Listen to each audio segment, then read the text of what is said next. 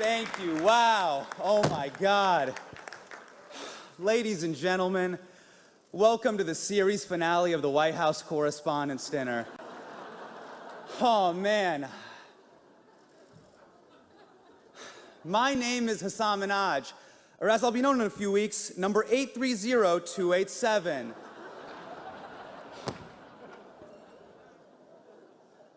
Who would have thought, with everything going on in the country right now, that a Muslim would be standing on this stage for the 9th year in a row, baby?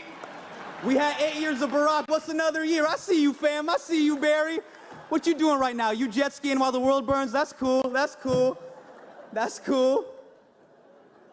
For those of you who don't know me, I am a correspondent on The Daily Show on Comedy Central. Now, I see some of you whispering to each other, what is Comedy Central? It's basically an internship for Netflix. I'd like to thank Jeff Mason and the White House Correspondents Association for having me. I would say it is an honor to be here, but that would be an alternative fact. It is not. No one wanted to do this. So, of course, it lands in the hands of an immigrant. It's how it always goes down. No one wanted this gig. No one. Don Rickles died just so you wouldn't ask him to do this gig, all right? R.I.P. to Don Rickles, the only Donald with skin thick enough to take a joke like that. R.I.P. to the legend. I'm sorry. That's my only Trump joke. I was explicitly told not to go after the administration. I promise you, that's my only Trump joke. You were not told that. Believe me.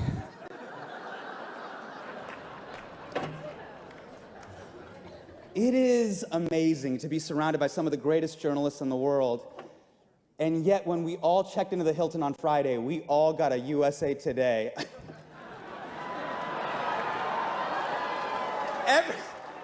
Every time a USA Today slides underneath my door, it's like they're saying, hey, you're not that smart, right?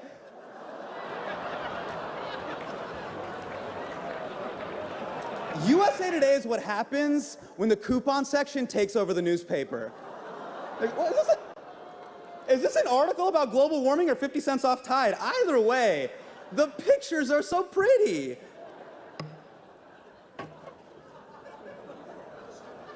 Tonight is about defending the First Amendment and the free press, and I am truly honored to be here, even though all of Hollywood pulled out now that King Joffrey is president and it feels like the Red Wedding in here. For the record, the WHCA is a group of journalists who cover the White House. They are not King Joffrey's goons, so I'm so glad you guys are all here tonight to honor a great American tradition, because we all know this administration loves deleting history faster than Anthony Weiner when he hears footsteps. So thank you for being here. Okay, listen, I get it. We gotta address the elephant that's not in the room. The leader of our country is not here. And that's because he lives in Moscow. It is a very long flight. It'd be hard for Vlad to make it. Vlad can't just make it on a Saturday. It's a Saturday. As for the other guy, I think he's in Pennsylvania because he can't take a joke. Now, for the 9 people watching on C-SPAN, there also was another elephant in the room, but Donald Trump Jr. shot it and cut off its tail.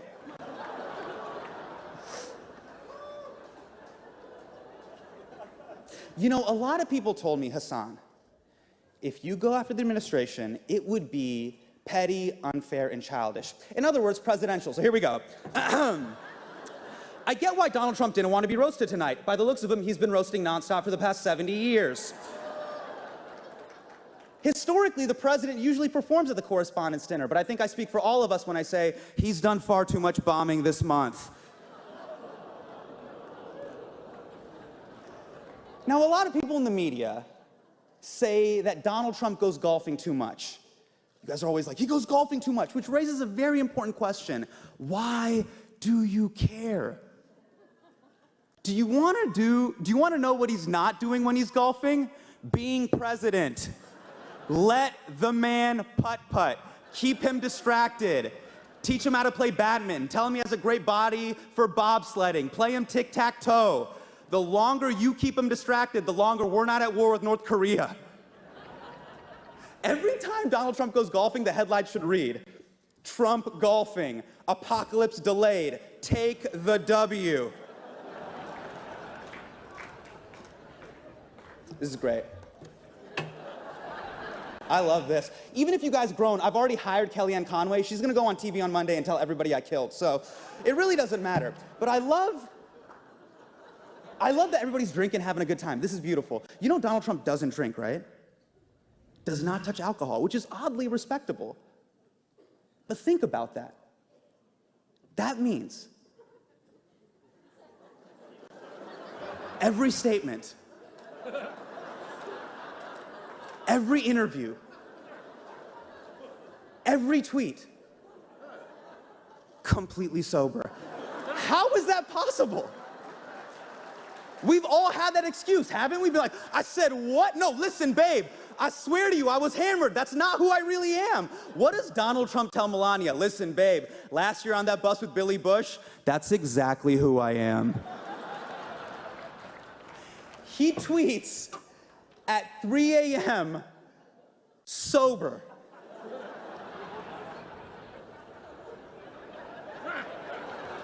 Who is tweeting at 3 a.m. sober? Donald Trump, because it's 10 a.m. in Russia. Those are business hours. You know, now that a professional wrestler is our president, anything is possible. You know that statement, anything is possible, used to have a positive connotation? Anything is possible. Now we're all like, anything is possible.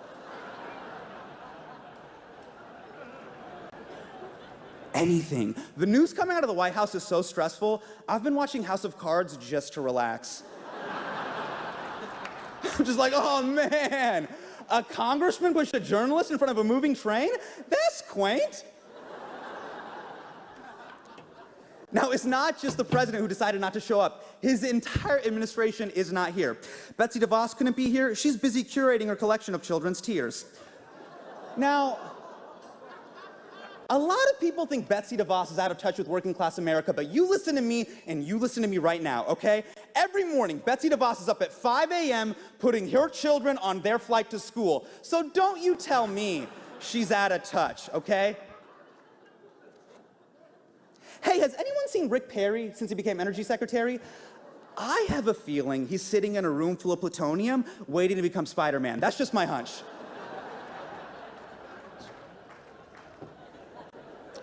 Now, a lot of people think Steve Bannon is the reason Donald Trump dog whistles to racists. And that is just not true. Ask Steve Bannon. Is Steve Bannon here? I do not see Steve Bannon. I do not see Steve Bannon. Not see Steve Bannon. Not see Steve Bannon. Not see Steve Bannon. Frederick Douglass isn't here, and that's because he's dead. Someone please tell the president. Mike Pence wanted to be here tonight, but his wife wouldn't let him because apparently one of you ladies is ovulating. So, good job, ladies. Because of you, we couldn't hang out with Mike Pence.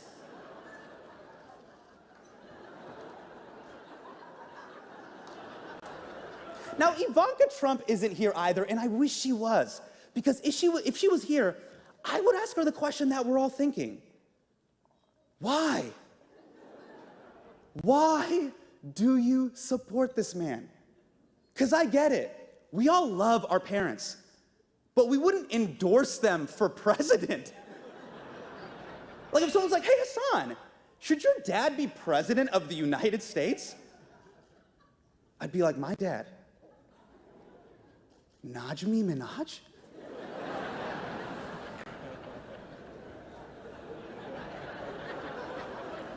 The guy who tries to return used underwear to Costco?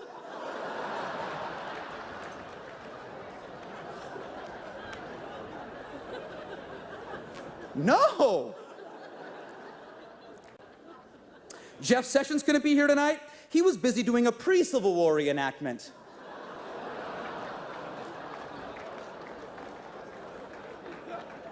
On his RSVP, he just wrote no, just no, which happens to be his second favorite N-word.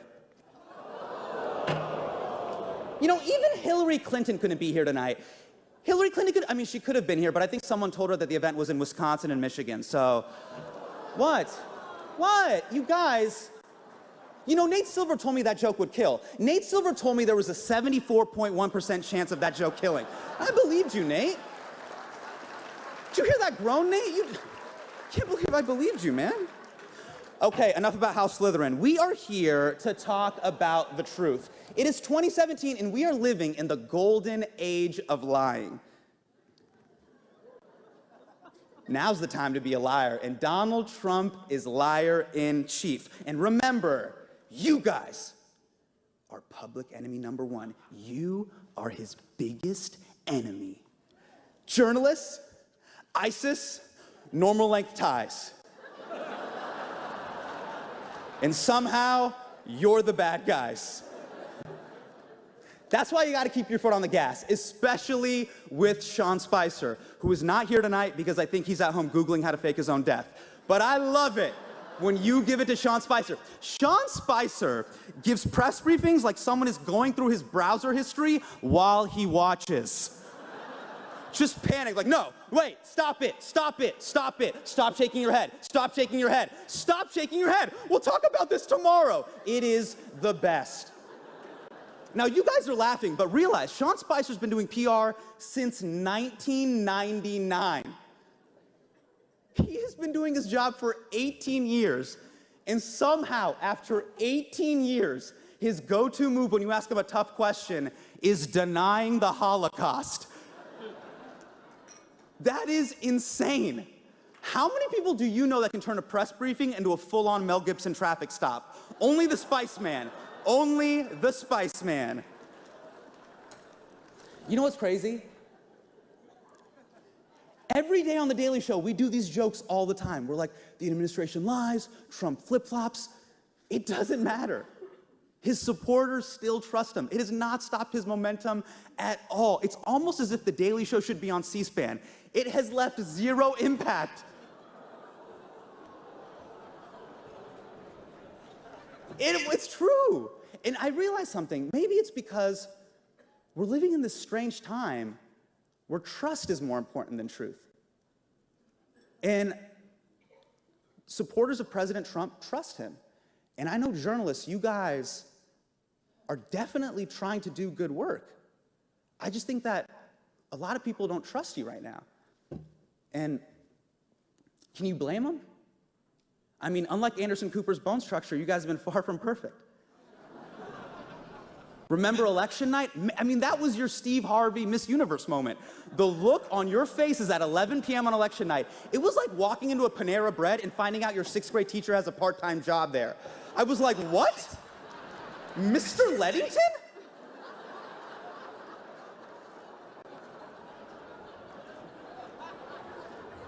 I guess you don't have all the answers. Because it was all fun and games with Obama, right? You were covering an adult who could speak English, and now you're covering President Trump, so you got to take your game to a whole new level. It's like if a bunch of stripper cops had to solve a real-life murder.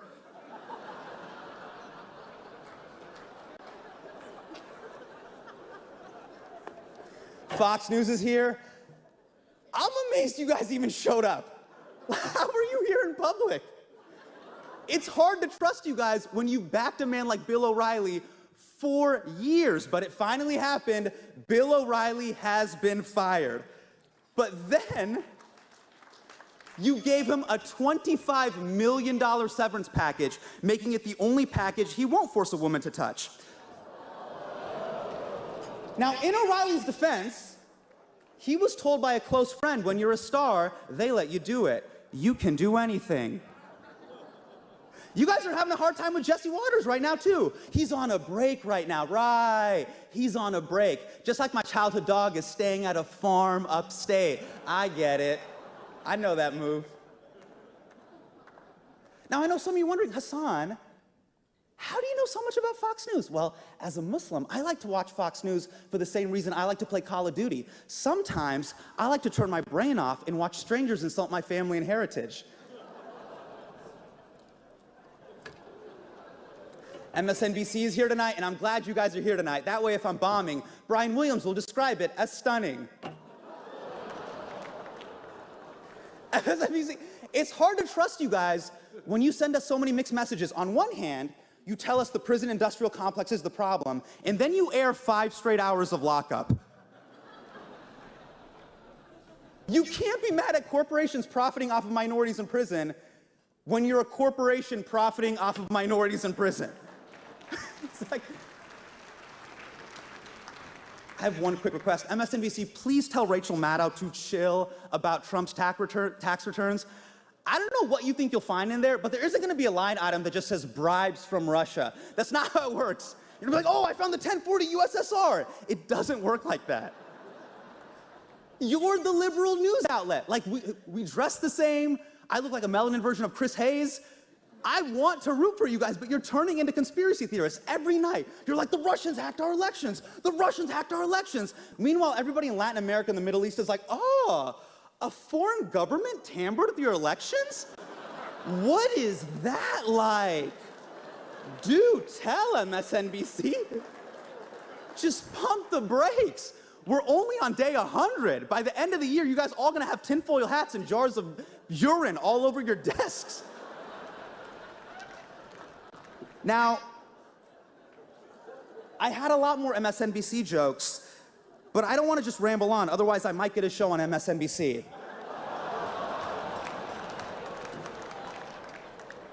Last but not least, my favorite entertainment channel is in the building tonight. CNN is here, baby. Now, you guys got some really weird trust issues going on with the public. I'm not gonna call you fake news, but everything isn't breaking news.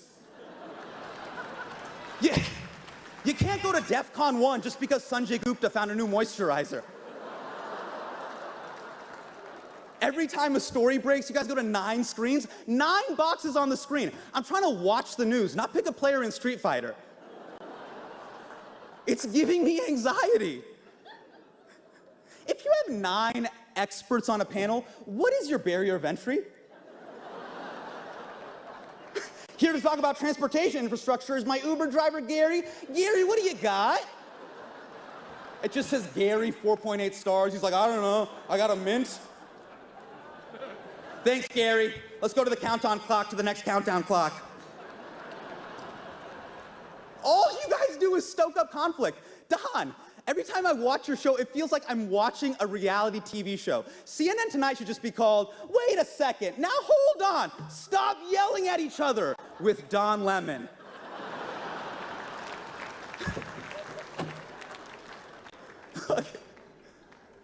You know your news, right? Come on. But every time I watch CNN, it feels like you're assigning me homework. Is Trump a Russian spy? I don't know, you tell me. Tweet us at AC360. No, you tell me. I'm watching the news. But it feels like I'm watching CNN watch the news.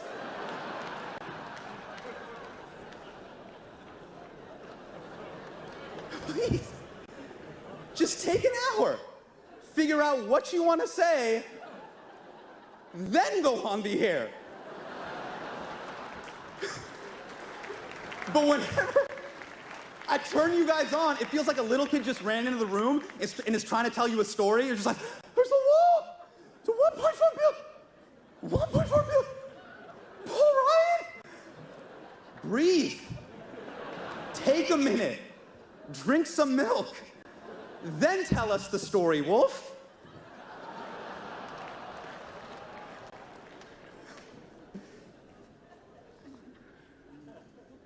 I know I'm busting balls. I don't have a solution on how to win back trust. I don't. But in the age of Trump, I know that you guys have to be more perfect now more than ever. Because you are how the president gets his news. Not from advisors, not from experts, not from intelligence agencies, you guys. So that's why you gotta be on your A game. You gotta be twice as good. You can't make any mistakes. Because when one of you messes up, he blames your entire group. And now you know what it feels like to be a minority.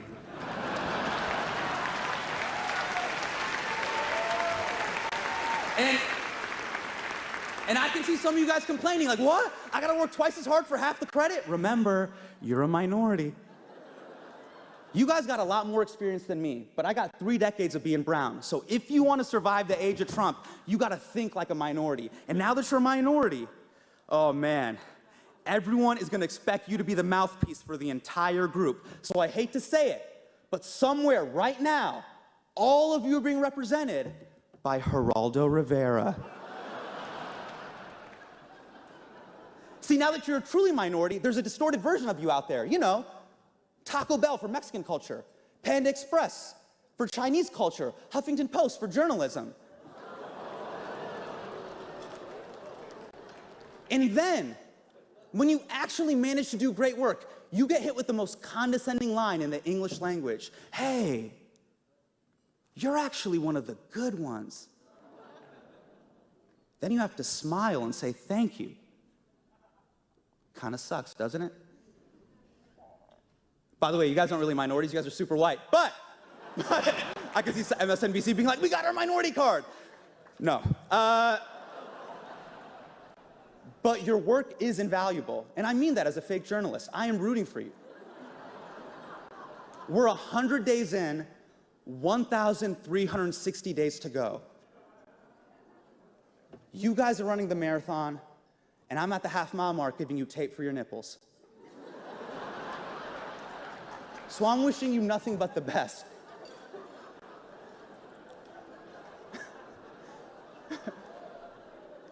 You chafed, man? You look chafed? It's a long way to go.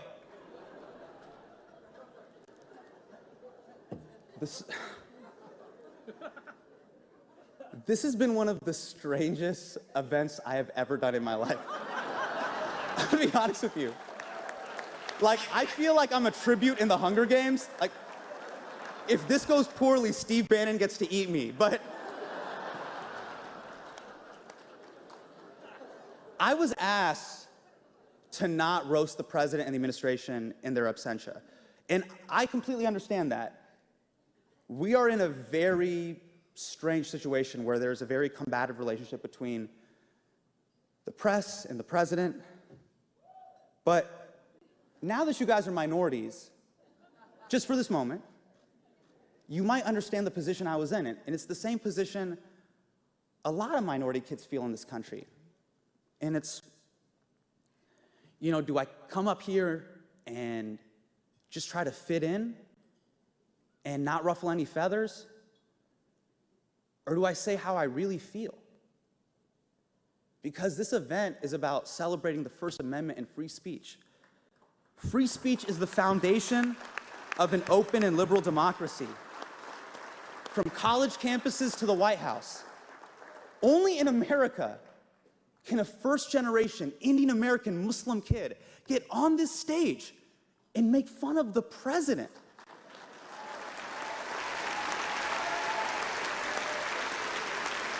The orange man behind the Muslim band.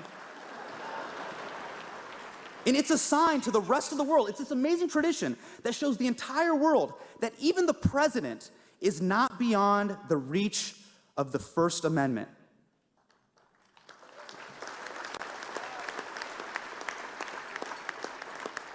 But the president didn't show up because Donald Trump doesn't care about free speech. The man who tweets everything that enters his head refuses to acknowledge the amendment that allows him to do it. Think about it. It's almost, what is it, 11? It's 11 p.m. right now. In 4 hours, Donald Trump will be tweeting about how bad Nicki Minaj bombed at this dinner. And he'll be doing it completely sober. And that's his right. And I'm proud that all of us are here tonight to defend that right, even if the man in the White House never would. So I'd like to thank the White House Correspondents Association for having me here. I want to thank all of you. I want to thank Woodward and Bernstein for inspiring a generation of journalists. And I would like to thank Donald Trump for inspiring the next. Thank you so much. It's been an honor. Good night. I love you. Thank you. Thank you, guys. Thank you so much. Thank you, guys. Thank you. I really appreciate it. Thank you.